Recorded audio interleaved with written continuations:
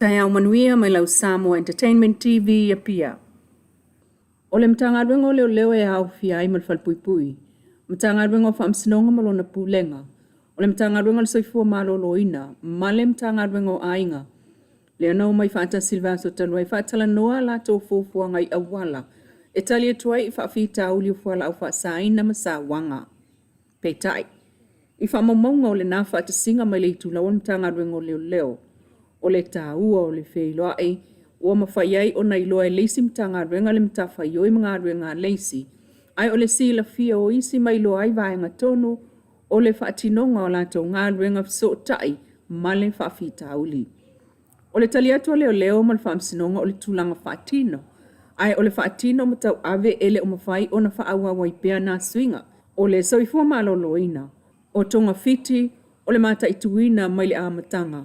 O se langolango le ainga ma le taitai o nuu e te tau lava o na o whaatasi, ma le tū la whono e fsoaswani tangata mo le anga i luma. E pe o na anga i ainga ruenga le Pact Samoa, i le whai au porkalame whaale o onga ina i sui ai ami o ngā tangata. Fsoaswani taitai o nuu ma ainga i winga whaalia i longo fia ai, le tangata ua hafia, ma whai babe i ai se whaatatau po stonga fiti, ia whaamalo sia ngā ruenga pui, o le avatu iai fsoaswani, tonga fiti, ma pui mai le toe fo i tua.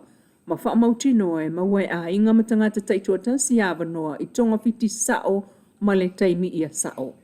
O le ngāruenga whaatino mua lava mo tangata lautele, o le awhaia lea i lea so valu le masina faua se te ma. E o mai whaatasi ai tai masui e a mata ia whaatala noa ngata ua le tunu. Ma ele mawhai e se mata ngāruenga se tasi o na whaina o ia le nei ngāruenga, tau le whaale tonu ua iai nei ia awhianga ma fuala au whaasaina.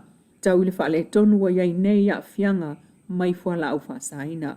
O le mahalo si anga o tangata uma e maua mai le ngāru lue whaatasi, malamlama leisi ngā ruenga whaatino leisi mō se Samoa saonga le mungu. Inisi utala, wa saunua whaaftai le whionga le suipale mia muli pola analo sa ale muli o. Ile sosoani a tama whana wa Samoa mai whaafo le vanga wati nae, mo le tu malo palauli numeltasi ma Samoa. Ma whalawa i tele mai, e whaamau ngā le malo Samoa ila nei tu lau whaamtalanga. Le whaalawi lo ai le whiongal sui pālimia o le Asia Singa a le Return to Paradise Mission e ta wala mai i le Sapatea Sports Hub. Wa avea ma whaataita inga le lei o le malo si o ia whai ngā paanga. Ai meise se vai ngole atina e o tuplang taravou ta alonga o onga mga ruenga e una ia aile atina e o nu. Sao fia ilea porkalame le Asia Singa, feilo inga, ma onga. Whaatautaia wa o onga mo ta longa. Mal whaatala noanga, ma pa anga SS e whaapea, ma le sa ilia wawa. Noa monisi porkalame lumanai. Sao noa fo il sui pale mia. E siliato na manuia ti na e pe a whaavai mana onga, ma fuafua ngā nuu. Malangolangoina e pa anga e ngā lue whaatasi lungol whaatutuanga, whaaloalo, ma le sini e tasi, mo le lumana i manuia o Samoa. E sao no fo le atina e monia le ngata i ngā ruenga te tele ua fausia. Ai au fia ai fo i ma le fausia o sotanga le lei. O le whaalau tele o awanoa mo tupulanga televou mo ngā lue whaatasi, mo le manuia o tangata uma. O le maftanga ma waa ilwa o Samoa ma ana tamawhanau i tunu i fafo, o stasi leo a seta sili ona tāua mo lo tātou tunu. Pe ona i sao noa. Ia whaaftai a fo ili sui le Sapatea Sports Hub, male mamalu Samoa ia tunu i fafo, molo lato tautua, male langolango i le atina ina o le tunu.